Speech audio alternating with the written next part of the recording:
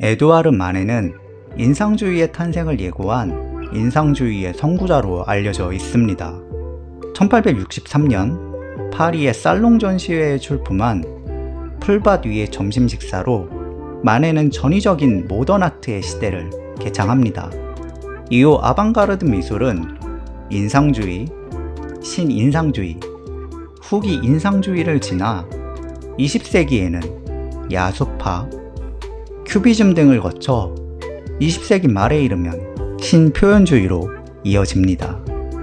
인상주의는 작게는 특정 미술운동을 지칭합니다.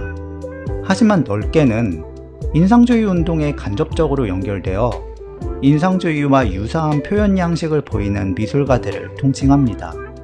미술운동으로서의 인상주의는 1870년대 중반부터 시작됩니다.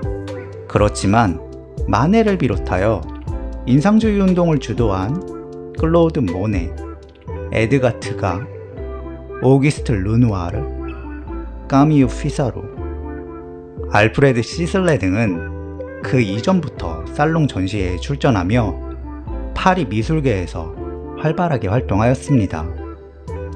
풀밭 위의 점심 식사는 마네라는 화가가 벌인 일시적인 해프닝으로 끝나지 않았습니다.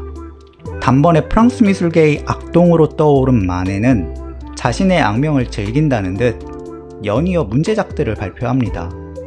선배 화가인 귀스타브 꾸르베의 뒤를 이어 마네는 프랑스 미술계의 권위에 도전하며 기존 미술 헤게모니의 균열을 일으키려 했습니다.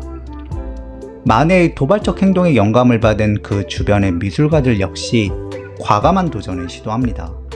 마네를 비롯한 젊은 미술가들의 그림은 대상의 불분명한 윤곽 표현, 세련되지 못한 투박하고 거친 붓질 등의 표현적 공통점을 지녔습니다. 이러한 표면적 특성에 주목하여 1860년대에서 1870년대 초반까지 비평가들은 이들 미술가들을 마네주의자들로 불렀습니다. 당시 파리 화단에서 마네가 가장 유명 인사였기 때문이죠.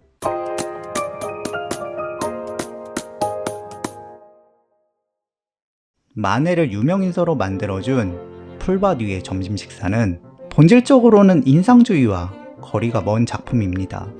풀밭 위의 점심 식사가 당시 파리 사회에 파장을 일으킨 건 단지 당대의 파리 지엔으로 보이는 여인이 부끄러움도 없이 전라의 상태로 남성들 앞에 앉아있는 것도 모자라 당돌하게 관람자들을 바라보고 있기 때문만은 아닙니다. 불분명한 윤곽 처리, 세련되지 못한 투박하고 거친 붓질 등은 그림의 완성도 부족의 이유로 질타의 주요 요인이었습니다. 마네가 이런 표현 전략을 채택한 건 의도적이었습니다. 그는 고전주의 특유의 매끈하고 마치 잘 빚은 도자기같이 미술가의 붓질이 거의 느껴지지 않는 그림들의 환멸을 느꼈고 그림에서는 화가의 개성이 드러나야 한다고 생각하였습니다. 그는 일부러 붓질의 흔적을 발견할 수 있도록 거칠고 투박한 붓질을 사용하며 주요 대상이 배경과 구분되기 어렵게 처리하였습니다. 모네를 비롯한 피사로, 시슬레, 르누아르 등 전형적인 인상주의자들이 거칠고 투박한 붓질로 윤곽을 불분명하게 묘사한 건 마네와 다른 이유에서 비롯됩니다. 인상주의자들은 실시간으로 변화하는 빛과 대기의 탐구에 몰두하였습니다. 빛과 수증기의 농도, 바람의 방향에 따라 같은 대상이라도 얼마든지 다르게 보일 수 있음을 발견한 인상주의자들은 대상에는 절대적인 외형이란 존재하지 않으며 시시각각 변화하는 광학적인 인상만이 존재한다고 생각했습니다. 인상주의자들은 어느 시간, 어느 각도, 어떠한 조건에서 관찰하느냐에 따라 대상이 완전히 다르게 보일 수 있음을 그림으로 보여주고자 하였습니다. 자연에서의 광학적 효과를 가장 효과적으로 전달할 수 있는 회화 장르는 풍경화입니다.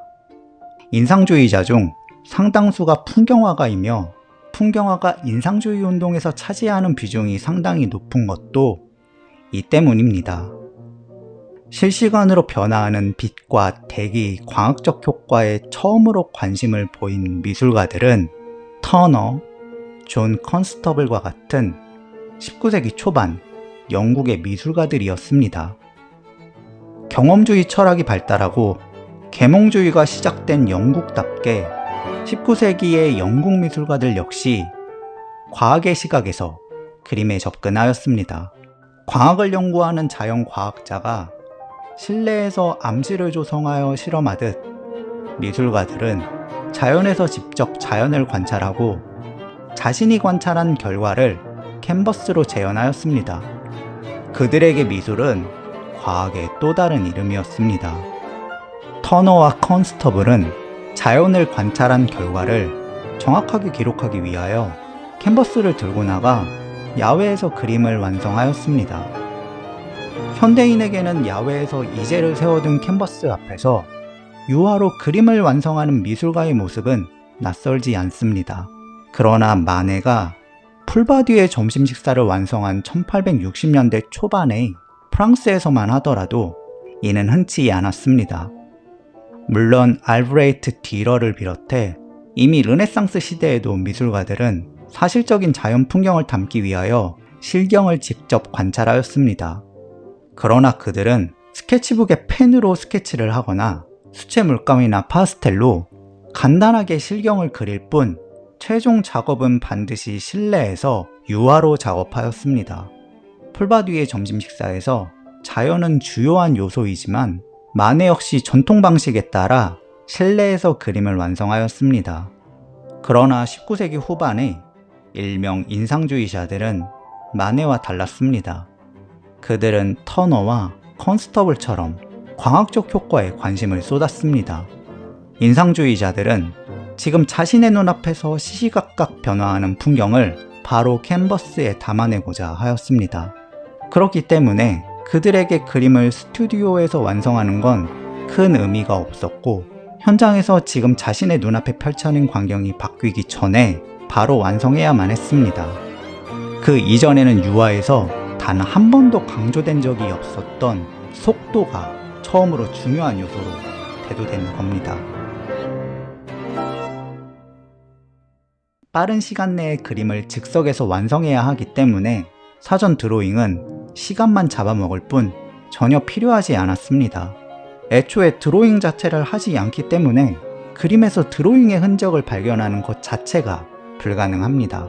인상주의자들은 붓에 유화를 묻힌 후 바로 캔버스에 색을 덧칠하면서 윤곽을 구체화시켜 나갑니다. 4-5시간 안에 현장에서 그림을 완성해야 하기 때문에 세밀하고 꼼꼼한 붓질, 매끈한 마감 처리 역시 더 이상 중요하지 않았습니다. 그러한 디테일에 신경 쓰면 자신이 그리고자 하는 현상의 시각적 특성이 사라져 버릴 수 있기 때문이죠. 인상주의자들은 빛의 방향뿐만 아니라 바람의 움직임까지 포착하기를 원했습니다. 바람에 의하여 흩날리다 보면 대상의 외형은 흐트러지게 마련입니다. 이러한 목표를 추구하기 때문에 인상주의자들의 그림이 거칠고 투박한 붓질을 활용하여 배경과 대상이 거의 구분되지 않는 표현 방식으로 나아가는 건 당연한 수순이었습니다. 마네가 그림에서 미술가의 흔적을 거의 찾을 수 없을 정도로 매끈한 화면을 요구해오던 기존의 회화 질서를 도전할 목적이라면 인상주의는 광학적 관심에서 출발하여 실시간으로 바뀌는 외부의 인상을 현장에서 즉석으로 완성하는 게 목적이었습니다. 그럼에도 그들은 자연에서의 수렴 진화처럼 유사한 표현 방식을 지향하게 된 겁니다. 풀바디의 점심 식사 후 1869년 살롱 출품작인 발코니와 아틀리아에서의 아침 식사에 이르기까지 마네는 실내에서 그림을 완성합니다.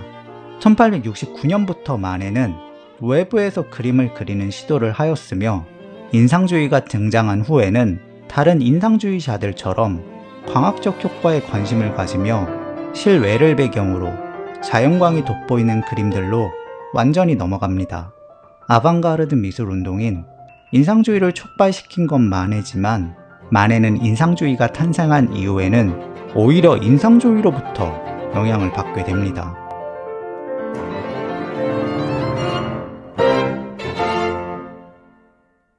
(1864년) 살롱 전시회에 출품한 외젠 부댕의 추로빌 해변은 마네의 풀바디의 점심 식사와 완전히 다릅니다. 1860년 고향 옹플레르로 돌아간 후 부댕은 풍경화가답게 빛과 대기에 의한 광학적 효과를 본격적으로 탐구합니다. 그 성과는 이미 1862년에 옹플레르 해변에 나타나며 옹플레르 해변에서 자신의 연구를 더욱 정교하게 다듬은 결과가 1864년의 살롱 출품작인 추로빌 해변입니다. 비록 해변에서 여가를 즐기는 파리 부르주아들의 모습이라는 전혀 새로운 주제를 보여주지만 이 작품은 풍경이 더 중요한 그림입니다. 그림에서 풍경이 차지하는 부분은 3분의 2로 살롱 데뷔작인 생뜨안느 라팔리의 청원이나 1862년의 옹플레르 해변보다 더 높습니다. 옹플레르 해변에도 역시 구름이 상당히 껴있지만 군데군데 구름이 끼지 않은 하늘이 모습을 드러냅니다. 그러나 추루빌 해변 속 하늘은 구름으로 완전히 가려져 있는 잔뜩 흐린 날입니다. 옹플레르 해변에서 부댕은 구름이 낀 하늘에 전체적인 인상에 주목한 반면 추루빌 해변은 구름 그 자체를 보다 깊게 연구했음을 알 수 있습니다. 추루빌 해변에서 구름이 하늘을 온통 덮고 있지만 구름은 보는 방향에 따라 다르게 보입니다. 그림 중상부는 흰색이지만 상부는 회색이 주를 이루는 짙은 어두운 색의 구름입니다. 그림에서 풍경과 인물이 동시에 등장하면 인간은 본능적으로 인물에 먼저 시선이 가기 마련입니다. 추루빌 해변에서 가장 먼저 관람자의 시선을 사로잡는 건 화면에 길게 배치되어 있는 인물들입니다. 그렇지만 그림의 3분의 1을 차지하는 하늘, 그 하늘마저도 구름으로 완전히 덮고 있는 풍경은 관람자들에게 호기심을 불러일으킵니다. 그림의 3분의 2가 한 덩어리로 이루어진 구름에 관한 묘사이지만 그 구름은 그저 하얗지만은 않습니다. 구름은 어느 방향에 위치해 있느냐에 따라 명도가 미세하게 다릅니다. 이는 구름을 세심하게 관찰하여 구름이 머금은 수증기의 양, 그 위에 태양빛의 투과율, 바람에 의한 산란 효과 등을 유심히 연구하지 않으면 포착하기 어려운 부분입니다.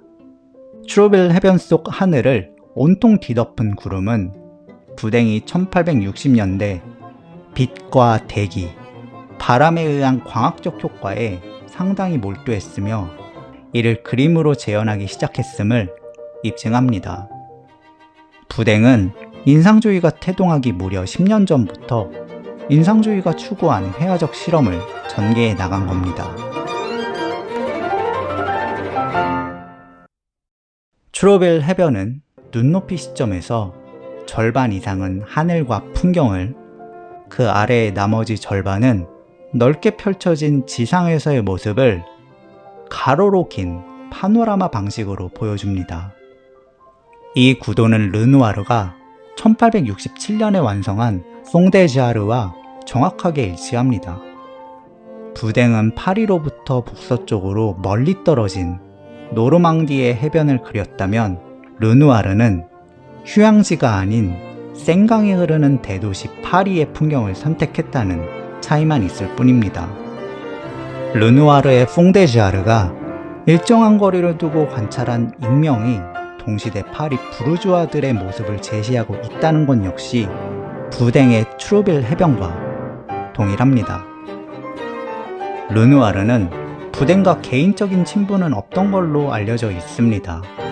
하지만 앙리 팡땡 라투로가 1863년 낙선전에서 부댕의 옹플레르 항구를 접한 이후부터 부댕을 개인적으로 알지 못했어도 평생 부댕을 존경해왔다고 고백한 것처럼 르누아르 역시 부댕과 개인적 친분은 없었더라도 부댕의 그림에 영감을 받거나 적어도 부댕의 그림들을 알고 있었을 겁니다. 르누아르가 뽕데자르를 제작하는 과정에서 부댕으로부터 충분히 영감을 받았을 가능성이 있습니다. 츄르빌 해변이 1864년 살롱 전시회에서 입선하여 대중에게 공개되었기 때문에 르누아르는 1867년 뽕데자르를 제작하는 과정에서 츄르빌 해변을 참고하였을 수 있습니다. 비록 부댕과의 개인적 친분도 부댕으로부터 직접적인 영향을 받았다는 기록도 남아있지 않지만 르누아르의 뽕데자르 자체가 부댕이 후에 인상주의 운동을 대표하는 후배 미술가들에게 영향을 주었다는 증거 그 자체입니다.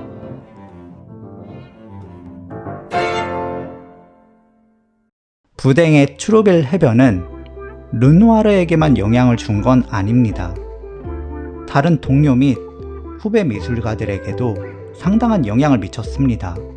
뽕데자르에서 르누아르는 부댕이 츄르빌 해변에서 구현한 파노라마 시점의 기본 구성에 영향을 받았다면 마네와 드가와 같은 미술가들은 부댕이 개척한 그림의 소재 그 자체에 주목하였습니다. 마네와 드가 등은 1860년대 말 1870년부터 해변에서 바캉스를 즐기는 파리지앵의 모습을 그린 그림을 그리기 시작하기 때문입니다.